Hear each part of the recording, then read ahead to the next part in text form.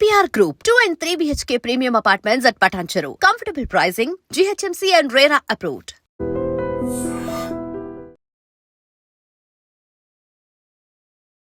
మేడారం సమ్మక్క సారక్క జాతర కోసం ఏర్పాట్లు ముమ్మరంగా జరుగుతున్నాయి.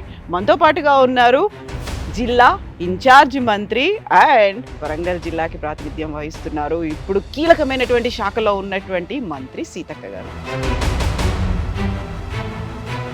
ఎప్పుడైనా ఒక్కసారి నాకు అధికారంలో ఉండి జాతర నిర్వహించే అవకాశం రావాలని కోరుకున్నాను, అంతే. సో మీరు కేసీఆర్ దగ్గరికి పోయిండ్రు ఫస్ట్ టైం, ఇద్దరు సురేఖ గారు మీరు కలిసిపోయిండ్రు, ఆహ్వాన పత్రిక ఇచ్చిండ్రు, రమ్మని చెప్పిండ్రు, ఆయన చీర సారే పెట్టిండ్రు, మరి వస్తా అన్నారా లేదా? వీళ్ళు చూసుకొని వస్తా అని చెప్పిండ్రు, వస్తా అన్నారు. సరే, నాకు అంతా వారితో అనుబంధం అటాచ్మెంట్ లేదు.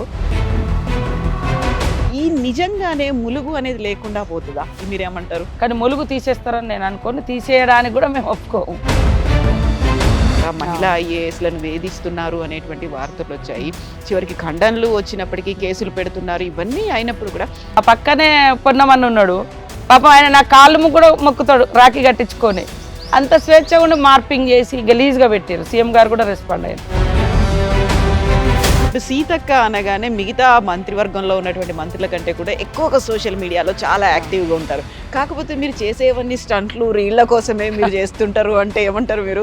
నాకు చాలా అవమానంగా ఫీల్ అవుతుంది. అదొక్కటి మాత్రం, నేను కరోనా టైంలో సేవ చేస్తే రీల్ అని పడినారు, వరదలు వచ్చి పదుల సంఖ్యలో చచ్చిపోతే నేను ఆడ ఉండి సేవ చేస్తే రీల్స్ అని అంటారు.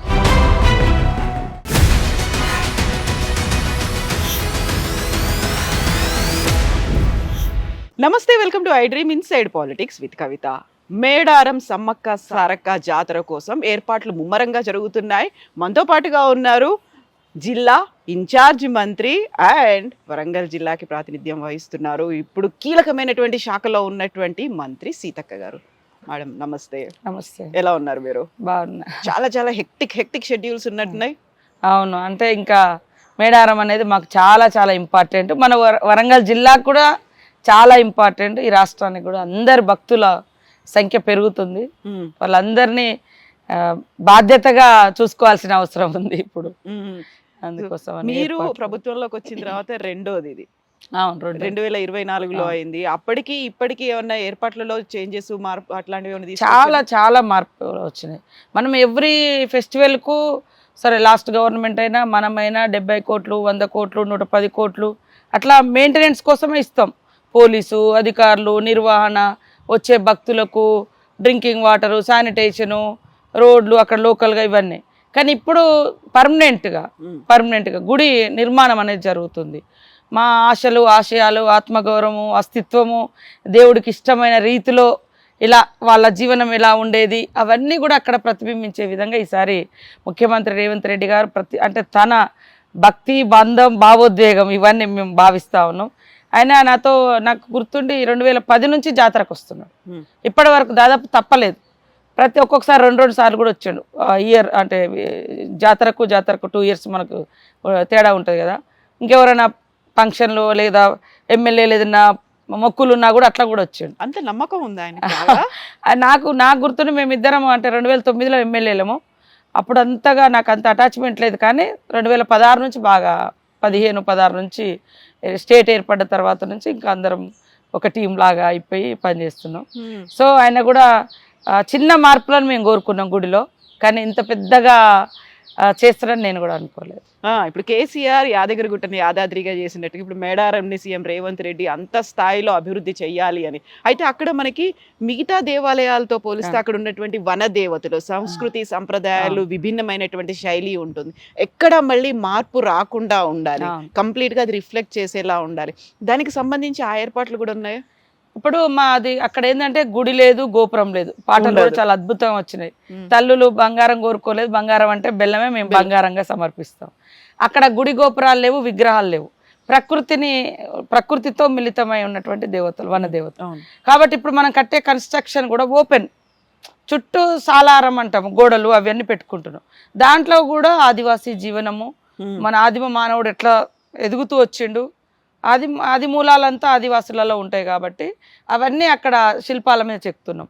లోపలికి వచ్చేసరికి ఆధ్యాత్మికత, ఇప్పుడు సమ్మక్క గోత్రం ఏంటిది, వాళ్ళు ఏం దేవుని మొక్కిర్రు, ఏం చెట్టును పూజించిర్రు, ఏ జంతువును మొక్కిర్రు, ఇట్లాంటివన్నీ కూడా లోపట ప్రహరీ కూడా సాలారంలో లోపట ఉంటాయి. బయట ఏమో జీవన విధానం ఉంటుంది.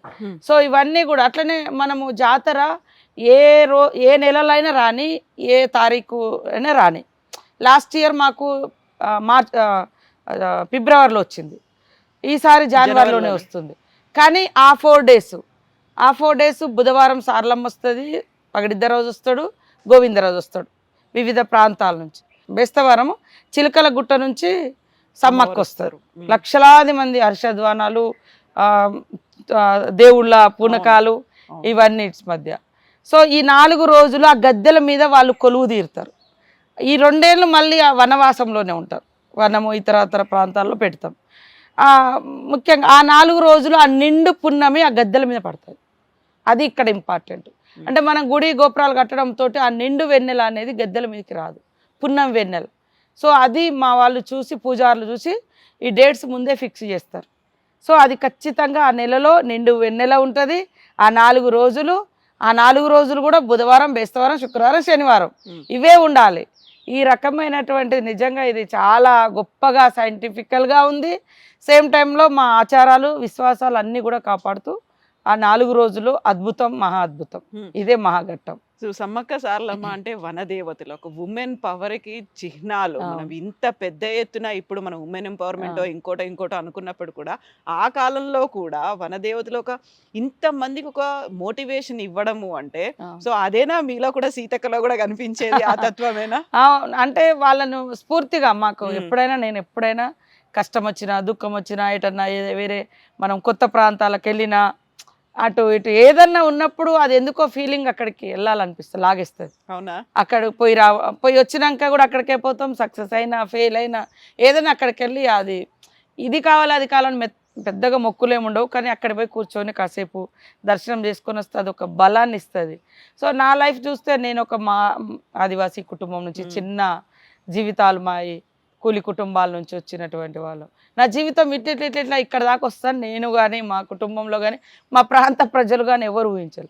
నేను చిన్నతనంలో హాస్టల్లో చదువుకున్న తర్వాత ఉద్యమాల వైపు వెళ్ళిన తర్వాత అప్పుడే లైఫ్ గివప్ అంటే వదిలేసుకున్నాం. మనం బతికి బట్టగట్టేది లేదు, బయటకు వచ్చేది లేదు అనుకున్నాం.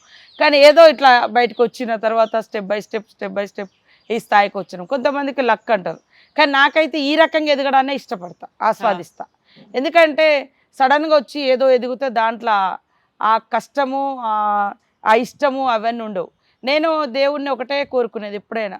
నేను చాలా బయట నుంచి చూసిన రాజకీయాల్లోకి వచ్చిన తర్వాత. సరే చిన్నప్పుడు మా అమ్మ నాన్న పేరు కూడా సమ్మక్క సాంబయ్యనే, మా అన్న పేరు సాంబయ్య, తను ఎన్కౌంటర్లో చనిపోయాడు.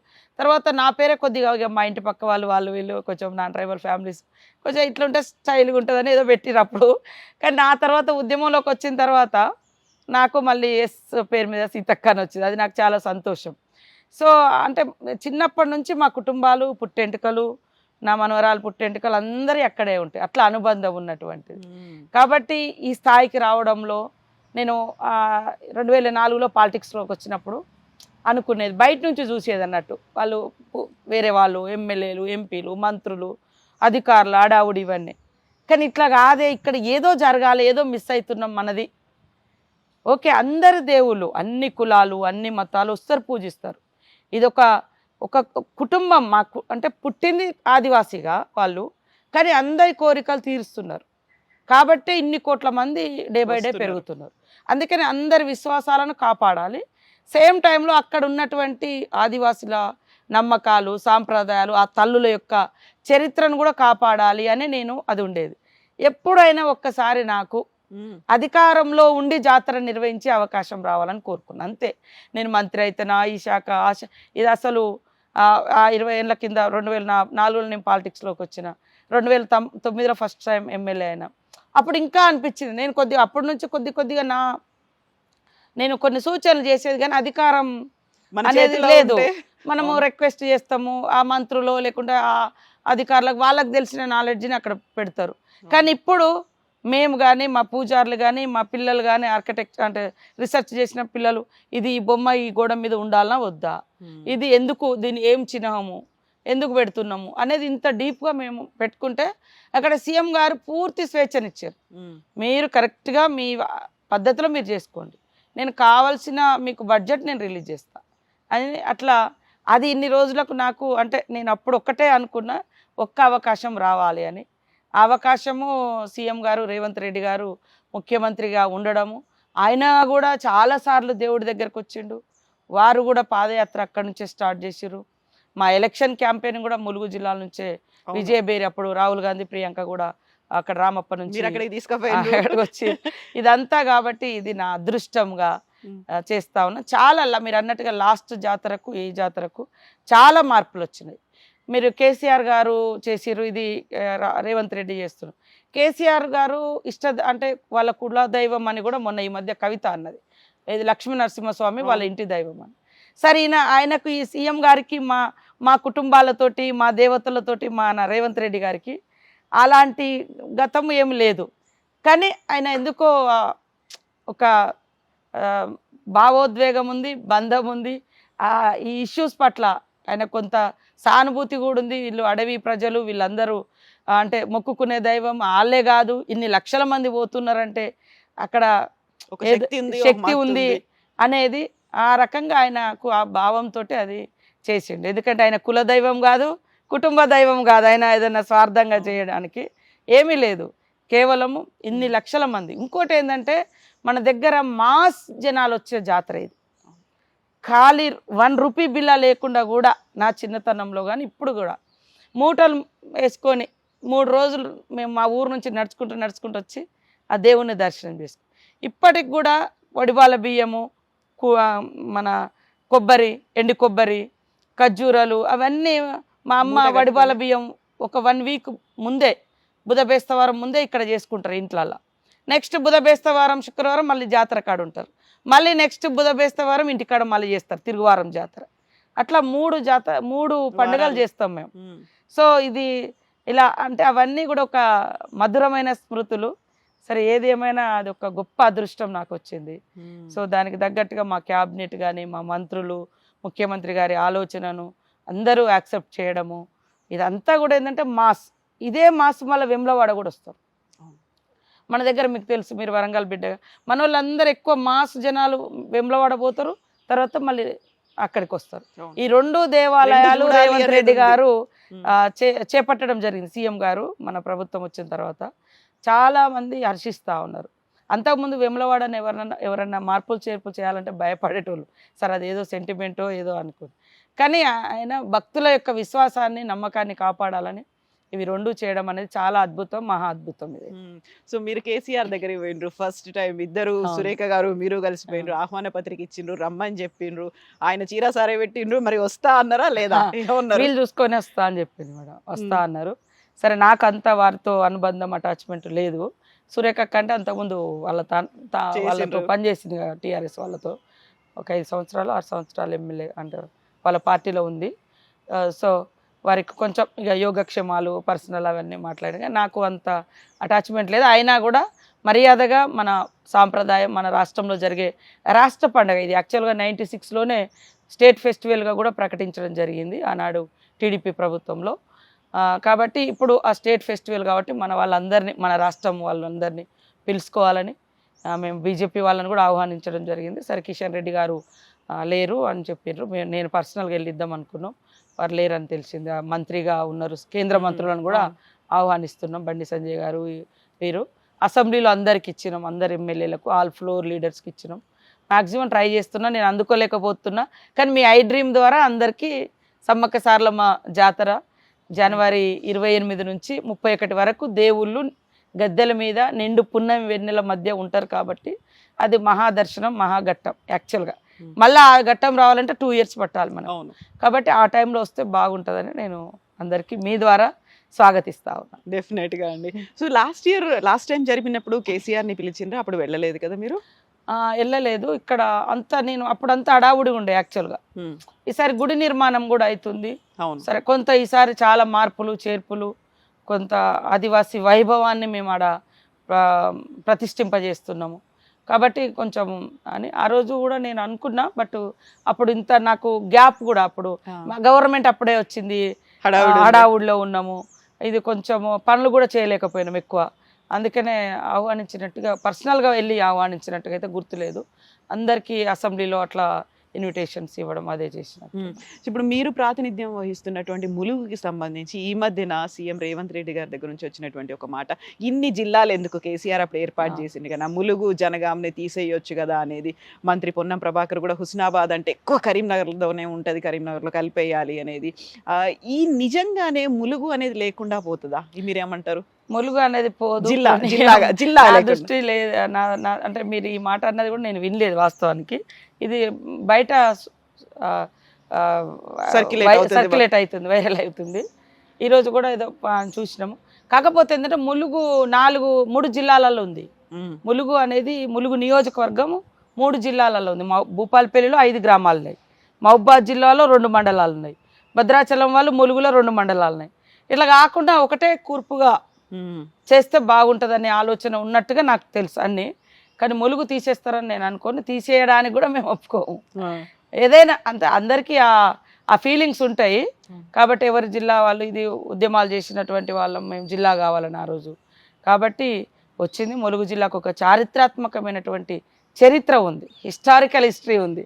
సో రామప్ప ఉంది, బిగ్ లేక్స్ ఉన్నాయి, ఇప్పుడు టెంపుల్ మన సమ్మక్క సారలమ్మ ఉంది, టూరిజం బాగుంది, రాష్ట్రంలో హైయెస్ట్ ఫారెస్ట్ ఉన్న ఏరియా కూడా ములుగు, నేషనల్ హైవే ఇవన్నీ ఉన్నాయి. కాబట్టి వెనుకబడ్డ జిల్లాలలో ఇదొకటి ఉంది, ఉంటేనే మేము దాన్ని ఇంకా డెవలప్ చేసుకోగలుగుతాం. కాబట్టి ఆ పరిస్థితి తీసుకురాకుండా తప్పకుండా మేము కాపాడుకుంటాం. ఓకే, ఇప్పుడు మనం సంస్కృతి సంప్రదాయాల గురించి మాట్లాడుకున్నప్పుడు చీర కట్టుబాట్ల గురించి ఈ మధ్య కాలంలో విపరీతమైనటువంటి చర్చ వచ్చింది. మీరు ఎప్పుడు చూసినా చీరలోనే ఉంటారు, మాకు ఊహ తెలిసినప్పటి నుంచి మిమ్మల్ని అట్లనే చూస్తూ ఉన్నాం కదా. ఎందుకని ఇట్లాంటి ఒక చీర గురించి చర్చ కాదు, అది పిచ్చి రచ్చలాగా మారిపోయింది. స్త్రీ అంటే ప్రకృతి అనుకున్నారు, కాకుండా వికృతమైనటువంటి రూపంలో కూడా మాట్లాడుకోవడం అనేది ఏమనిపిస్తుంది మీకు అది చూస్తే? నాకు నేను అందరూ చీర మంచిగా అక్క అట్లా అంటారు. నేను అంతకుముందు హాస్టల్లో ఉన్నప్పుడు లంగా జాకెట్, తర్వాత అడవిలో పోయినాక ప్యాంట్ షర్టు, తర్వాత వచ్చినాక 2-3 ఏళ్ళు నాకు కట్టడం కష్టమయ్యేది చీర కట్టుకోవడం. కానీ ఇప్పుడు చీర కట్టుకుంటేనే కంఫర్ట్ గానే ఫీల్ అవుతాను. నేను రాహుల్ గాంధీ పాదయాత్రలో కానీ, సీఎం గారి మా రేవంత్ రెడ్డి గారు పాదయాత్ర చేసినప్పుడు కానీ ఇదే చీర ఇట్లనే కట్టుకొని, రాహుల్ గాంధీ గారితో రోజు 25 కిలోమీటర్లు అట్లా నడిచేది. ఎవ్రీ స్టేట్లో 5 days 6 days. ఆ తర్వాత లాస్ట్ ఎండింగ్ పంజాబ్ నుంచి సెన్సిటివ్ ఏరియా మనం కూడా ఉండాలి సార్ తోటి అని నేను అప్పుడు ఇంకా పంజాబ్ నుంచి కాశ్మీర్ దాకా ఎంబటి ఉన్నాను.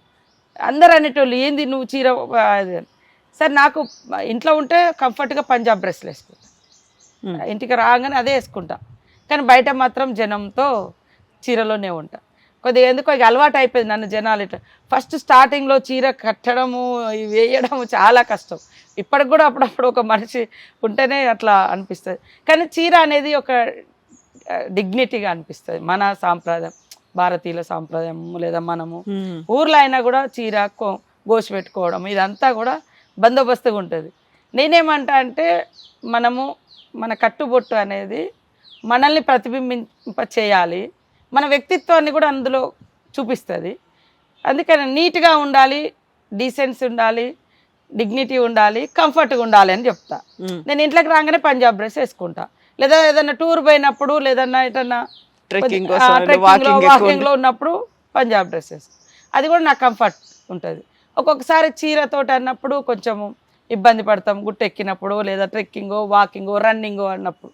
కానీ వాకింగ్కి మాత్రం నేను దీన్ని బాగానే మేనేజ్ చేయగలిగిన. సరే అంత ఓర్పు నేర్పు అందరికీ అవసరం అంటే అంత అవసరం ఉండకపోవచ్చు. నేనేమంటా అంటే మన డ్రెస్ అనేది మన ఒంటిని కాపాడాలి, సేమ్ టైంలో మనం అందరం గౌరవించబడాలి అనేది కూడా. సరే కొంతమంది ఏంటంటే ఈ సమాజంలో ఇంకా మైండ్ సెట్ చాలా మందిది మారలే. అందుకనే తరగతి గదుల్లోనే అమ్మలను, అక్కలను, చెల్లెలను గౌరవించే పాఠాలు రావాలి అని నేను చెప్తా ఉంటా. తరగతి గదుల్లోనే మన అమ్మను, చెల్లెను, అక్కని ఎట్లా చూస్తామో బయట ఆడకూతును కూడా ఆ రకంగా చూడాలని. కాబట్టి మనము ఇట్లా ఇష్టం ఉంటుంది. కొంత ఎట్లా ఉన్నదంటే ఈ పార్ట్ చూస్తే ఈ రకమైన ఫీలింగు అనేది కొంత మైండ్ సెట్ అట్లా ఫిక్స్ అయిపోతున్నారు. అంటే జనంలో అది ఉంది. అది మార్చకుండా మనం ఏదో చేస్తే అది ఇంకొక రకంగా పోతుంది. కాబట్టి నేనేమంటా అంటే కంఫర్ట్గా ఉండండి, నీట్గా ఉండండి, డిగ్నిటీగా ఉండండి, ఇది ఉంటే చాలా బాగుంటుందని. ఓకే, తీసేయడం మూలంగా వచ్చే లాభం ఏంటిదని నేను అడుగుతున్నాను. ఓకే, ఎక్కువ మనము ఇవన్నీ ఓపెన్గా ఎక్స్పోజ్ చేయడం మూలంగా అంటే ఏంటిది నీకు వచ్చే ఏంటిది ఆ తృప్తి ఏంటిది? నాకు అట్లా ఫీలింగ్. నేను వేరే వాళ్ళని ఎవరిని కించపరుస్తలేను, కానీ నా అడ్వైజ్ మాత్రం కంఫర్ట్ డ్రెస్ వేసుకోండి, డీసెన్స్ కూడా ఉండేటట్టుగా నీట్గా మంచిగా ఉంటే ఎక్కడికైనా. ఇప్పుడు కొంతమంది పాపం స్టేజ్ల మీదకి ఇక్కడ దాకా కట్టింగ్ చేసుకున్న డ్రెస్ వేసుకొని వస్తుండ్రు. ఆడ మొన్న నేను ఎక్కడో చూసిన తండ్రి ఉన్నాడు, పక్కన అమ్మాయిది ఇట్లా ఇట్లా పోతుంది, అది అమ్మాయి ఇట్లా ఇట్లా అంటుంది. అంటే ఎంత ఇబ్బందిగా ఉంటుంది కదా, ఇట్లా లాంగ్ స్కర్ట్ వేసుకొని ఇక్కడ దాకా ఓపెన్ ఉంటుంది, దాన్ని మళ్ళీ ఇట్లా ఇట్లా సర్దడం ఇదంతా ఎందుకు ఇబ్బంది? అదే నువ్వు మంచిగా కింది దాకా వేసుకున్నా, లేకుండా కనీసం ఇక్కడ దాకా వేసుకున్నా బాగుండదు. నేను అట్లాంటివి చూసినప్పుడు నాకు ఈ ఫీలింగ్ అనిపించింది. అట్ ద సేమ్ టైం సరే వాళ్ళు అట్లా బట్టలు వేసుకున్నారు కాబట్టి ఎట్లా పడితే అట్లా మేము టచ్ చేస్తాం, మేము తిడతాం అనేది కూడా తప్పు. మార్పు అనేది అటు రావాలి, ఇటు రావాలి. ఎగ్జాక్ట్లీ, అటు రావాలి, ఇటు రావాలి. అంతిమంగా నా అడ్వైజ్ ఏంటంటే కంఫర్ట్ డ్రెస్ వేసుకోండి, మంచిగా డిగ్నిటీగా డీసెన్సీగా ఉండండి అని చెప్తాను. ఎంతసేపు అమ్మాయికి మాత్రమే కాదు కదా, అబ్బాయిలకు కూడా చెప్పాల్సిన అవసరం ఉంది కదా ఇద్దరికి. అదే చెప్తున్నా. ఆమె అట్లా వేసుకున్నా కాబట్టి మేము టచ్ చేస్తాము, ఇది మా స్వేచ్ఛ. అట్లా స్వేచ్ఛ, ఆమెకు స్వేచ్ఛ ఉండొచ్చు, కానీ ఆమె బాడీని టచ్ చేసే స్వేచ్ఛ నీకు లేదు కదా, అది కూడా నేరమే. అందుకనే అక్కడ కూడా డీసెన్సీ ఉండాలి, క్రమశిక్షణ ఉండాలి. మగవాళ్ళకు కూడా ఇష్టం ఉన్నట్టుగా తిడతామని కాకుండా నా అడ్వైజ్ ఏంటంటే కొన్ని లొకేషన్స్లలో ఇబ్బంది పడే కంటే మళ్ళీ ఆడ కూతుర్లో ఇబ్బంది పడుతుంటారు కాబట్టి కంఫర్ట్ డ్రెస్లలో కొంచెం మంచిగా బెటర్గా ఉండాలి. మీరు ఎప్పుడు ఎక్కువ ఎందుకు హ్యాండ్లూమ్లో వేసుకుంటుంటారు? నాకెందుకో ఇవి అట్లా ఉంటేనే మెత్తగా మంచిగా ఉంటుంది. తర్వాత ఇంకా మన చేనేత కార్మికులు నేస్తూ ఉంటారు ఎక్కువ హ్యాండ్లూమ్ లేదా ఇట్లా కాటను. సో అప్పుడు నాకు అదే నచ్చుతుంది. ఇప్పటికి కూడా ఏదైనా పట్టు చీర ఉన్నది ఊసిపోతా జారుతా ఉన్నాయి ఆ పట్టు చీరలు మీకు అసలు ఎవరైనా ఇస్తూ ఉంటారు, చాలా గిఫ్టులు ఇస్తూ ఉంటారు. అది పాపం వాళ్ళు కట్టుకొని నాకు ఫోటో పెట్టాలక్క అంటారు ఒక్కొక్కసారి. ఇక అప్పుడప్పుడు దిగి ఫోటో పెడుతుంటే వాళ్ళు హ్యాపీగా ఫీల్ అవుతుంది. ఏదైనా ఇంట్లో అకేషన్స్ లేదా ఇట్లా మేడారం జాతర, మన పండుగలు అట్లాంటి ఏదైనా మన అకేషన్స్ ఉన్నప్పుడు కొంత మ్యాక్సిమం ట్రై చేస్తారు ఇది కట్టుకోవడానికి. కానీ బయట మీటింగ్స్ అవి ఇవి పబ్లిక్ మంచిగా కంఫర్ట్గా ఉండడము, జారిపోకుండా ఉండడం అంటే ఇక మనము ఎక్కువ యాక్టివిటీస్లో ఉన్నప్పుడు అవి కట్టలేము.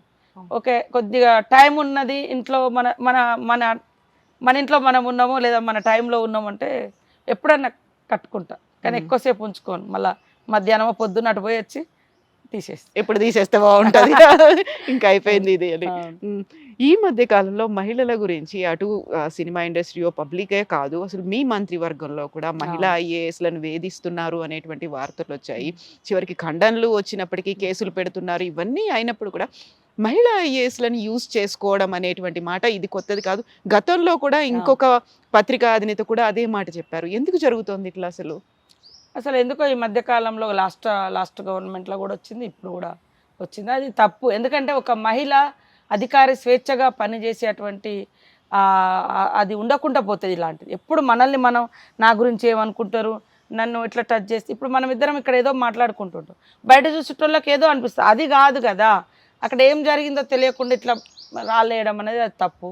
వాస్తవానికి మహిళలు ఇప్పుడిప్పుడు స్వేచ్ఛగా పనిచేస్తున్నారు, నిర్ణయాధికారంలోకి వస్తున్నారు, నిర్ణయాలు తీసుకుంటున్నారు, ఆఫీసర్స్గా చేసుకుంటున్నారు. కాబట్టి అలాంటి అంటే ఇప్పటి నుంచి కాదు, ఇది మన మీద ఆడవాళ్ళు బయటికి రావద్దు అనేది ఆనాటి మను సంస్కృతి అదంతుంది. ఆ భావం నుంచే మన తల్లిదండ్రుల కాంచి మొదలు పెడితే భర్తలు పిల్లలు ఇదొక భావజాలం ఉంటుంది. అమ్మ అక్క చెల్లె ఎటు బయటికి పోవద్దు, నవ్వొద్దు, మగవాళ్ళతో మాట్లాడొద్దు. అక్కడ నుంచి అవన్నీ బ్యారికేడ్స్ దాటుకొని ఎంత ఫైట్ చేసి యుగాలు గడిచినాయి. ఇప్పుడు ఈ స్థాయికి వచ్చారు. ఇప్పుడు వచ్చినా కూడా అందరము చూసుకోవాల్సి వస్తుంది. ఎవరన్నా వచ్చి అప్పుడప్పుడు మంత్రులు కూడా మమ్మల్ని అక్క అని ఇట్లా కొడతారు. అరే ఎందుకు కొట్టినా నువ్వు ఏదేదో అని ఇట్లా మేము ఫీల్ అవుతుంటాం. అంటే ఎవరన్నా ఇది ఏదో చూస్తారు. నేను కూడా దానికి బలైందాన్ని కదా. అసెంబ్లీలో మా పక్కనే పొన్నమని ఉన్నాడు, పాపం ఆయన నా కాళ్ళు కూడా మొక్కుతాడు రాఖీ కట్టించుకొని. అంత స్వేచ్ఛ ఉండి మార్పింగ్ చేసి గలీజ్గా పెట్టారు. సీఎం గారు కూడా రెస్పాండ్ అయ్యారు. అది నాకు రాజ్ ఠాకూర్ వచ్చిండు. రాజ్ ఠాకూర్ నేను ఎప్పుడు రాఖీ కడతా, వాళ్ళ భార్య అయితే నన్ను ఆడబిడ్డ అనే చెప్పుకుంటుంది. వాళ్ళ పిల్లలు అత్త అత్త అనే వస్తారు. రాజ్ ఠాకూర్ వచ్చి పొన్నంతో మాట్లాడుతున్నాడు, పొన్నం నేను ఇద్దరం పక్క పక్క సీట్లు, పొన్నమన్న నేను. అది మార్పింగ్ చేసి ఏదో కిస్సులు ఇట్లాంటి ఎంత ఘోరంగా అంటే చాలా వల్గర్. అంటే చూడండి, ఒకవేళ నిజంగానే కూడా ఇట్లా దగ్గర నుంచి మాట్లాడదామన్నా కూడా భయపడాల్సి వస్తుంది. ఇది తప్పు, ఇలాంటిది తప్పు. ఎవరి జీవితాలు వాళ్ళు, అంటే వాళ్ళ నిర్ణయాధికారం అనేది వాళ్ళు వర్క్ చేస్తున్నారు. ఈ వర్క్ అనేది తగ్గిపోతుంది. స్వేచ్ఛగా మూవ్ అయ్యి ఒక అధికారి దగ్గరికి, ఒక మంత్రి దగ్గరికి, ఒక సామాన్యుడు పోలేని మగవాళ్ళు అయితే ఇప్పుడు రాత్రి 10 గంటలకు నా దగ్గర ఏదన్నా సంతకం కావాల్సి వస్తుంది. ఒక్కొక్కసారి రాత్రి 1 గంటకు కూడా వచ్చి పెట్టించుకొని మీటింగ్లు కూడా ఉంటాయి. మీటింగ్లు కూడా మెన్ అధికారులు ఉంటారు.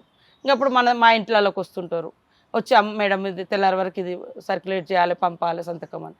ఇంకా అట్లాంటప్పుడు మేము కూడా రేపు రావాలని ఒక్కొక్కసారి అవాయిడ్ చేస్తాం, కానీ అర్జెంట్ అని కూడా అంటుంటారు. ప్రభుత్వంలో ఉన్నప్పుడు కాదనలేరు. ఇట్లాంటి అన్నిటికీ అట్లా అంటగట్టడం అనేది చాలా తప్పు. ఇది ఆరోగ్యకరమైనటువంటి చర్చ కాదు. ఇది చాలా ఆడవాళ్ళని ఇంకా వాళ్ళ స్థాయిని, వాళ్ళ వర్క్ను, ఇదంతా వాళ్ళ యొక్క ఎఫిషియన్సీని కూడా తగ్గిస్తుంది. మనం ఏదో గట్టిగా చేయాలి, మనం అంటే ఏదో చూపించుకోవాలనే అంబిషన్స్ ప్రతి ఒక్కరికి ఉంటుంది. అది అధికారిగా కూడా ఉండొచ్చు, యాజ్ ఎ రిపోర్టర్గా మీరు కూడా రాత్రిపూట ఏదో జరుగుతుందంటే విజువల్స్ తీసుకోవడానికి పోతారు. ఇంకా మేము మీద కూడా ఏదో చేసి, లేదా నేను కూడా ఒక ప్రజాప్రతినిధిగా ఎక్కడికో పోవాల్సి వస్తుంది, ఏదైనా మీటింగ్స్ అంటారు, చర్చలు అంటారు, లేకుంటే ఇక్కడ కూర్చోవాలక్క ఇది డెసిషన్ తీసుకోవాలంటారు, అయినప్పుడు పోతాము. అట్లాంటివన్నీ భయపడాల్సిన పరిస్థితి వచ్చినప్పుడు మన నిర్ణయాధికారాన్ని, మన పనితనాన్ని మనం ఒక 10 అడుగులు వెనుకకు పోయినట్టే అవుతుంది. మళ్ళీ మనల్ని ఇట్లా లిమిట్ చేసుకున్నట్టు అయితే. కాబట్టి ఇలాంటి చర్చలు అనేది అసలు జరగకుండా ఉండడం చాలా ఆరోగ్యకరమైంది. ముఖ్యంగా మహిళల మీద, మహిళా ఐఏఎస్ల మీద తప్పు ఇది. అట్లా చేయకుండా ఉంటే చాలా బెటరు. పత్రికలైనా, టీవీలైనా, మంత్రులైనా, ఎమ్మెల్యేలైనా, ఎవరైనా అలాంటి చర్చకు దారి తీయకుండా ఉంటే మంచిది, చాలా మంచిది. కాకపోతే ఇలాంటి లీక్ ఇచ్చిందే సీఎం అనేటువంటి మాట. కొంతమంది మంత్రుల్ని తీసేయడానికి, ఉద్వాసన పలకడానికి ఇంకొక ఈ దారిగా ఇచ్చారు అనేది లేదు. అది అంతే పొలిటికల్. ఆయనకు ఎందుకు ఉంటుంది అట్లా? ఆయన సీనియర్ మంత్రిగానే ఉన్నాడు, ఆయన పని ఆయన చేసుకుంటున్నాడు కోమటిరెడ్డి గారు. సరే, వాళ్ళిద్దరికి మాత్రం అట్లాంటిది ఎక్కడా నాకైతే గ్యాప్ కనపడలేదు. మంచిగా కలిసిమెలిసి ఉంటారు వాళ్ళందరూ, ఇబ్బంది ఏం లేదు. అది బయట నుంచి మా దాంట్లో మాకు డిస్టర్బెన్స్ చేయడానికి జరుగుతున్నటువంటి సీఎం మీద అసంతృప్తి ఒక మంత్రి ద్వారా క్రియేట్ చేయడానికి చేస్తారు. కోమటిరెడ్డి వెంకటరెడ్డి అని కూడా చాలాసార్లు సీఎం గారు మంచిగా ఇది అన్న, ఇది బాగా చేసినావు, అది చాలాసార్లు క్యాబినెట్లో కానీ బయట కానీ. అంతకుముందు సీఎం గారు కరెంటు విషయంలో ఏదో మాట్లాడితే అమెరికాలో ఇక్కడ వేరే క్రియేట్ అయితే కూడా వెంకటరెడ్డి గారు అక్కడికి పోయి అవంతా అట్లా చాలాసార్లు మెచ్చుకున్నాడు, చాలాసార్లు ఇది చేసిండు. వాళ్ళిద్దరి మధ్య అసలు పోటీ లేదా వైరుధ్య అభిప్రాయాలు అయితే నాకైతే ఎక్కడ కనపడలేదు ఎప్పుడు. అలాంటిది లేదు, అలాంటి ఉద్దేశమే ఆయనకు లేదు. అదే. సో ఈ మధ్యన ఈ మంత్రివర్గంలో ఉన్నటువంటి మంత్రుల మీద విపరీతమైనటువంటి అవినీతి ఆరోపణలు కూడా కనిపిస్తున్నాయి. గతంలో 10 ఏళ్ల పాటు ఎదురు చూసిండ్రు కాబట్టి ఇప్పుడు అధికారం వచ్చింది, మొత్తం అంతా కమిషన్లు కావచ్చు, కాంట్రాక్టులు కావచ్చు, వీటన్నిటిలో అక్కడ ఆధిపత్యం అనేది కనిపిస్తోంది. అందువల్లే మంత్రుల మధ్య గొడవలు అవుతున్నాయి, శాఖలకు సంబంధించి ఇన్వాల్వ్మెంట్లు అవుతున్నాయి, ఈవెన్ మేడారంకి సంబంధించి కూడా మంత్రుల మధ్యలో ఇష్యూస్ అనేవి వచ్చాయి అనేది. ఇప్పుడు ఎలా ఉన్నాయో అది కేవలం బయట కనిపిస్తోందా, ఇంటర్నల్లో ఇంతకంటే ఎక్కువ ఉందా? లేదు, అసలు ఎవరి శాఖ, నాదైతే ఇంత పెద్ద శాఖ కదా, ఎవరి శాఖ పనులు వాళ్ళే చేసుకుంటున్నారు. అందులో వచ్చే కమిషన్ లేవు, తీసుకునే డబ్బులు ఏం లేవు. వాస్తవానికి మేడారంది కూడా మీకు అంటే చెప్పాలని, వాస్తవానికి శాఖ అక్కడ గుడి నిర్మాణం అనేది ఎండోమెంట్ శాఖకే వస్తుంది, కానీ అంత మ్యాన్ పవర్ లేదు ఎండోమెంట్లో. పెద్ద పెద్ద బిల్డింగ్లు ఎప్పుడైనా R&B వాళ్ళే కడతారు. చేయించేది ముఖ్యమంత్రి గారు పొంగులేటి సీనన్నకి, ఎందుకంటే ఆయన కొద్దిగా గతంలో వర్కులు చేసిన అంటే అనుభవం ఉంది, కాంట్రాక్టర్గా అట్లా కొంత గతంలో ఉంది కాబట్టి ఆయన మా జిల్లాకి ఇన్ఛార్జ్ మినిస్టర్. ఇప్పుడు నాది పంచాయతీరాజ్ శాఖ అయినా కూడా నా దగ్గర కూడా అంత వ్యవస్థ లేదు. అది మళ్ళీ మేము పెట్టుకున్నది ఎప్పుడు, సీఎం గారు వచ్చింది 24వ తారీఖు సెప్టెంబర్. 24 నుంచి మాకు 3 నెలలే టైం వస్తాం, 3-4 నెలలే. ఒక 1 మంత్ అంతా వర్షాలే, మనకు అక్టోబర్ వరకు లాస్ట్ ఎండింగ్ వరకు వర్షాలే ఉన్నాయి, ఎక్కువ కాలం. కాబట్టి యాజ్ ఏ ఇన్ఛార్జ్ మినిస్టర్గా నువ్వు ఈ వ్యవహారం మొత్తం చేయమని చెప్పారు. ఆయన ఏం చేసిండు, ఆయన R&B గొప్ప చెప్పిండు. ఆయనకు పొంగులేటి గారికి కూడా ఏదో రెవెన్యూ శాఖ ద్వారానో లేకుండా ఇంకో శాఖగా R&B డిపార్ట్మెంట్ మొత్తం టెంపుల్ నిర్మాణం జరుగుతుంది. ఇక బయట చేసేటివన్నీ ఎవరి శాఖల వాళ్ళు చేసుకుంటారు. కాబట్టి అక్కడ అది కొద్దిగా వేరే వాళ్ళే దాన్ని కొంచెం పెద్దగా చేసేది తప్ప మేము అనుకునే మాకు గుడి కావాలి, అది తొందరగా. ఇప్పుడు సురేఖక్క కూడా తెలుసు, ఆయన అయితేనే ఫాస్ట్గా చేయించగలుగుతాడు, వాళ్ళకి ఆ ఎక్స్పీరియన్స్ ఉంది.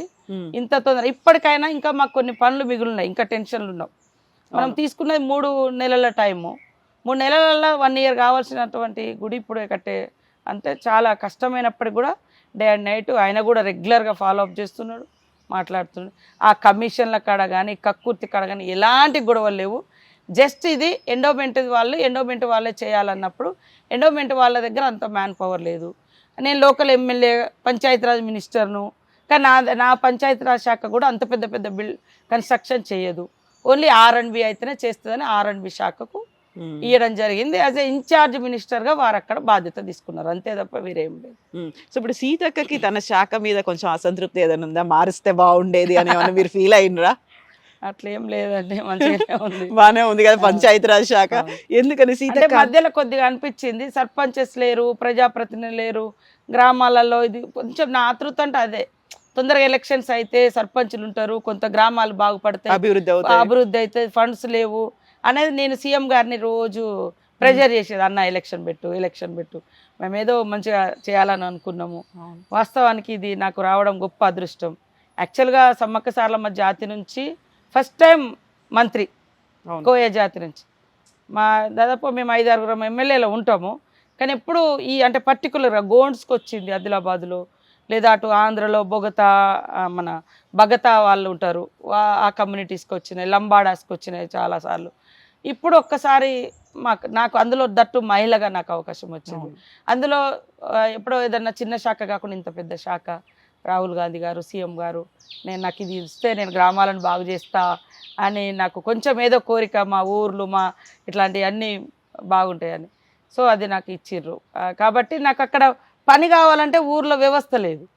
అప్పుడు అరే నేను ఏరుకొని అడిగినాము, నాకు ఇది ఇచ్చిర్రు, కానీ నేను చేయలేకపోతున్నా అనే భావన ఉండేది.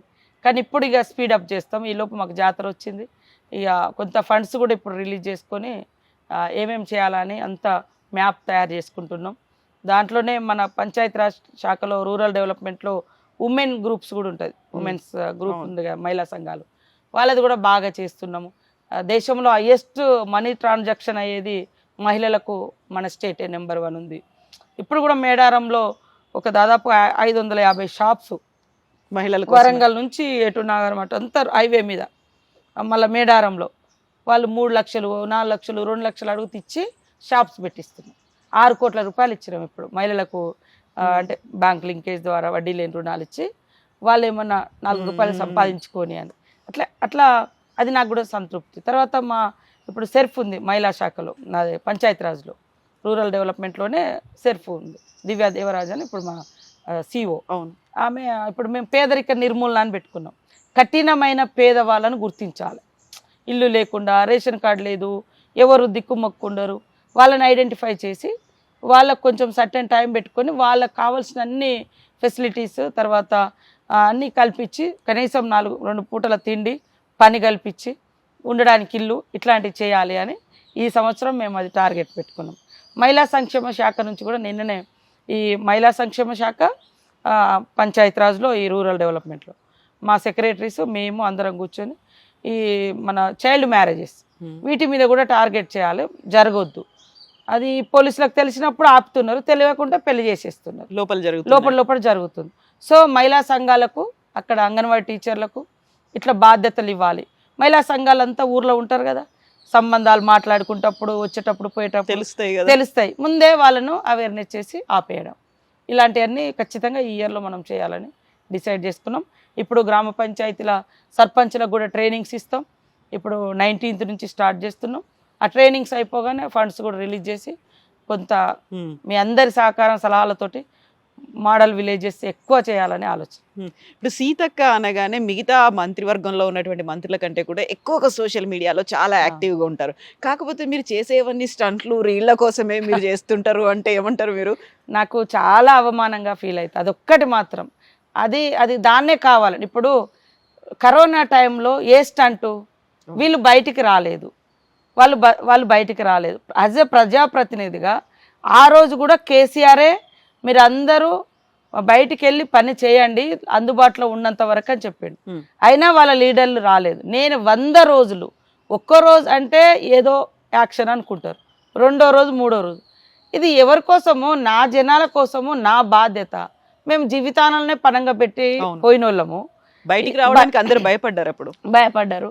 నన్ను వాళ్ళు చేయలేదు, నేను చేస్తే నన్ను అంటారు. అంటే ఇది ఏ రకంగా? ఇప్పుడు ఆడవాళ్ళు లేదా అట్టడుగు వర్గాల వాళ్ళు ఏ గొప్ప పని చేసినా తట్టుకోలేనటువంటి స్వభావం కలిగినటువంటి రాజకీయ నాయకులు ఈ రాష్ట్రంలో ఉన్నారు. వాళ్ళు చేయనియ్యరు. మమ్మల్ని మేము కట్టండి. నేను సోషల్ మీడియా, నా మీడియా కూడా 40-50 రోజుల తర్వాత వచ్చింది, మమ్మల్ని గుర్తించింది. మేము ఎవరిని పిలుచుకోలే, జస్ట్ మా కార్యక్రమాలు రోజు చేసుకుంటూ పోయినాం. మేము రోజు ఏదైనా ప్రోగ్రాం పెడతాం కదా, నేను అంటే ఈ పెద్ద కెమెరాలు వాడలే, ఏ వీడియోలు తీయాలి. మా పిల్లగాళ్ళు ఉంటారు, మాకు రోజు ప్రోగ్రామ్స్ ఉంటాయి కదా, రొటీన్ ప్రోగ్రామ్ లాగానే పెట్టారు. అట్లా చాలా మంది మా దగ్గరకు వచ్చి సామాన్లు ఇచ్చారు కాబట్టి నేను 1000 గ్రామాలకు సప్లై చేయగలిగిన. బయట అటు ఈస్ట్ వెస్ట్ పోయినాం, పోలవరం పోయినాం, ఇటు ఆదిలాబాద్ గోండు పోయినాం, అటు చెంచులకాడి పోయినాం. నా నియోజకవర్గం మొత్తం చేసినాం. ఎక్కడైతే ఫారెస్ట్ విలేజెస్ ఉండి మార్కెట్తో సంబంధం తెగిపోయి కష్టాలలో ఉంటారో అక్కడికి వెళ్ళి వాళ్ళ వ్యవస్థనంతా బయటకు తీసినాం. దాన్ని ఎట్లా చేస్తే అంటే ఇప్పుడు చేసే వాళ్ళను ఒక దిక్కు క్యారెక్టర్ అసాసినేషన్ జరుగుతుంది, ఇంకొక దిక్కు ఇలా కించపరిచి ఎవరికైనా మనసు అంటే వాళ్ళకు ఉంటుంది. అరే నేను మంచిగా చేయాలని చేస్తే మరి ఈ రకంగా ఇన్సల్ట్ చేయడం. నన్ను ఈ మధ్య కాలంలో కూడా ఒకరిద్దరు మాజీ మహిళా మంత్రి మనులు అని ఉన్నారు. వీళ్ళ కోసం అరే నువ్వు బయటకే రాలేదు, వాళ్ళు బయటకే రాలే. నేను ఫస్ట్ వేవ్ 100 days చేసిన, సెకండ్ వేవ్ చనిపోయిన శవాలను తీయించినాం మా పక్క నుండి. మరి ఆ పని మీరు చేయలేదు.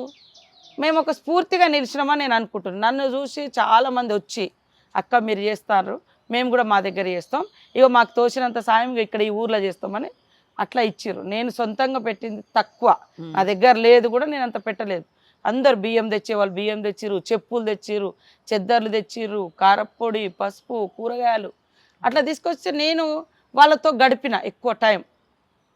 అన్ని ఊర్లకు తిరిగాను, రోజు 20 ఊర్లు తిరిగేది మేము, పొద్దు నుంచి సాయంత్రం వరకు.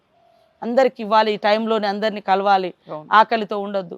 మీరు కొన్ని టీవీలలో మన వాళ్ళు వచ్చి కొన్ని ఛానల్స్ అంబలి పాపము లేక కొంచెం మొక్కజొన్నలు వేసుకొని అలా ఉప్పు వేసుకొని అంబలి తయారు చేసుకొని తాగుతున్నామని చూపించారు. ఆ రోజు చాలా లోపట గోవిందరాపేట మండలంలో. వాళ్ళ బాధ మాకు తెలుస్తుంది, వీళ్ళు అనేటోళ్ళకి ఏం తెలుస్తుంది. నేను ఆ జీవితాల నుంచి వచ్చిన తర్వాత అక్కడ గడిపినాము కొన్నేళ్ళు ఉద్యమాలలో, తిండి లేకుంటే ఎట్లుంటుందో తెలుసు. ఇవన్నీ తెలిసిన వ్యక్తులుగా నాకు చేతనైంది నేను చేసిన. దాన్ని అట్లా అనడం ఎంతవరకు కరెక్టు? అందుకనే వాళ్ళు ఎప్పుడూ నేను బాగుపడరు. పని చేసే వాళ్ళని ఎంకరేజ్ చేయండి. నువ్వు ఒక చరిత్ర ఉంది, నీకు చేతనైతే పరిగెత్తకుంటే వాకింగ్ చేయి, నడువు, లేకుంటే పాక్కుంటా పో, కానీ ఒక్క కాడ మాత్రం కూర్చోకని చెప్తారు. అది నేను ఫాలో అవుతున్నా. అది ఎట్లా తప్పు అవుతుంది? అట్లా ఒక్క కాడ కూర్చొని ఆర్డర్లు వేసి చేసే వాళ్ళని నిందించడం అనేది ఎంతవరకు కరెక్టు? కాబట్టి ఇది చాలా అదొక్కటి. ఎందుకంటే నేను 100% సిన్సియర్గా నా ప్రజల కోసం ఫస్ట్ స్టార్ట్ చేసిన. ఏది నా ములుగులో నన్ను గెలిపించారు, నా బాధ్యత అది. తర్వాత అన్ని ఏరియాలలో పరిస్థితి, నాకు ట్రైబల్స్ పరిస్థితి ఎట్లుంటుందో తెలుసు కాబట్టి ఇక దాన్ని అట్లా ఆ కరోనా కూడా పడగానే అది తొందరగా వెళ్ళిపోలే. ఇంకా ఉన్నా కొద్ది ఇచ్చుకుంటూ పోయినాం. అసెంబ్లీలో కూడా మొదట నేనే మాట్లాడినా, మాస్కులు దొరుకుతలేవు అన్నప్పుడు సీఎం గారు ఏమన్నారు, కరోనా ఎక్కడ వస్తుంది, ఎండ కుట్టిగానే పోతుంది, పారాసెటమాల్ వేసుకుంటే పోతుంది, మీరు ఏదో కరోనా అంటున్నారు. అంతకుముందు మాస్కు 5 రూపాయలు 10 రూపాయలకు దొరికేది. మన కరోనా మొదలైందని చెప్పి అప్పుడు కూడా ఇట్లనే జాతర అయిపోయాక వెంటనే, జాతర కంటే ముందే అది 2020లో జాతర వచ్చింది, కరోనా వస్తుంది అని, అయ్యో ఈసారి జాతర బంద్ అవుతుందేమో పాపం లక్షలాది మంది 2 సంవత్సరాలకు ఒకసారి కదా వచ్చేది, ఎదురు చూస్తున్నారు మహాఘట్టము ఆగిపోతుందేమో అని నేనైతే చాలా భయపడ్డా. కానీ ఇంకా అప్పటి వరకు వేవ్ అది రాలేదు. జాతర అయిపోయాక 5-6 రోజులకు అసెంబ్లీ నడిచింది.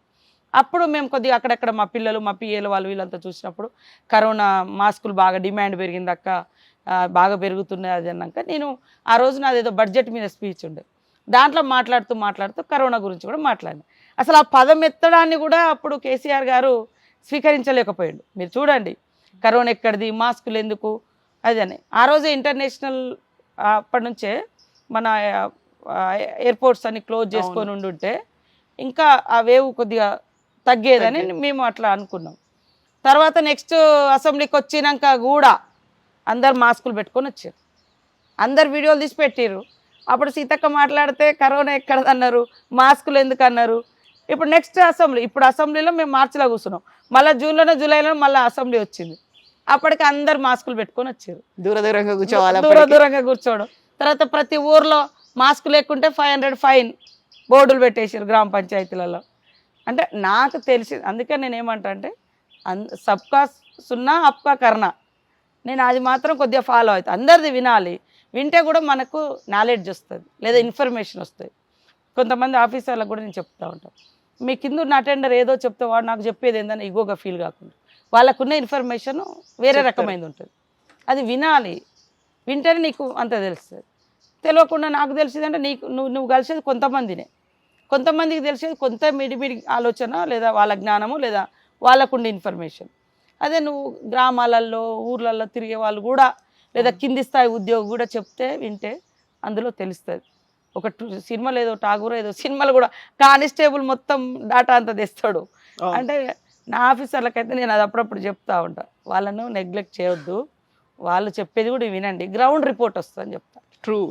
సో ఇప్పుడు సీతక్క మీద ఇంకొక ఆరోపణ, అడవి బిడ్డ అయినప్పటికి కూడా ఇప్పుడు ములుగులో ఇసుక దందా చేస్తున్నారు, ఛత్తీస్గఢ్కు పోయినారు, కాంట్రాక్టర్లు తెచ్చుకుంటున్నారు, మీ అబ్బాయి కూడా బెదిరిస్తున్నారు, ఇవన్నీ ఉంటాయి కదా. చాలా బాధ అనిపిస్తుంది అండి. మేము ఎక్కడ కూడా 20 ఏళ్ళ రాజకీయాలలో ఎక్కడ కూడా ఎవరిని అవినీతి అక్రమాలు దందాలకు ఎక్కడ పాల్పడలేదు. అంతకుముందు కూడా నేను ఆ ఏరియాలో ఎమ్మెల్యేగా 2 సార్లు పనిచేసిన, ఏ రోజు కూడా. అదే ఇప్పుడు గతంలో 30-40 క్వారీలు ములుగులు అనేది అది ట్రైబల్ ఫస్ట్ ములుగులోనే చేశారు వాస్తవానికి. అప్పుడు కరుణ ఉండే మా కలెక్టర్గా, రాహుల్ బొజ్జా గారు ఉండే కలెక్టర్లుగా. ట్రైబల్స్కి ఏదైనా ఉపాధి కల్పిద్దాము, సేమ్ టైంలో కొంత టౌన్లలో కూడా ఇసుక అవసరం పడుతుంది, ఇది చాలా కాస్ట్లీ అని. అది ట్రైబల్ సొసైటీ అనేది పుట్టిందే ములుగు జిల్లాలో, ములుగు నియోజకవర్గంలో. అట్లా స్టార్ట్ చేసి ట్రైబల్స్కి ఇచ్చేది. అది 1-2 నడిచేది. లాస్ట్ 10 ఇయర్స్ 40-50 కూడా నడిచింది. ఇప్పుడు మా ములుగులో ఇంకా 2-3 నడుస్తున్నాయి ములుగు నియోజకవర్గంలో. అది ట్రైబల్ సొసైటీ నడుపుతుంది. కానీ దాంట్లో నన్ను బడనోళ్ళందరూ ఇప్పుడు ఎప్పుడు నా మీద అదొక రాయిలాగా బాధ అనిపిస్తుంది. నువ్వు నిజమైంది వెయ్యి అడుగు, నేను దేనికైనా సిద్ధం. కానీ ఆ ములుగులో కూడా ఆ 2-3 నడిచేది. ములుగు నియోజకవర్గంలో 2-3 క్వారీలు నడుస్తున్నాయి ఈ రోజు కూడా. కానీ వాటినే కావాలని గోదావరి ఎంబటి ఉంటే ఇక మొత్తం మాదని. మాకేమైతే అంటే అటు భద్రాచలం ఉంది, వాజేడు, వెంకటాపురము, అటు పినపాక, అక్కడ భద్రాద్రి కొత్తగూడెం జిల్లాల లారీలు కూడా ఇటే వస్తాయి. అది నా మీద ఆరోపణ.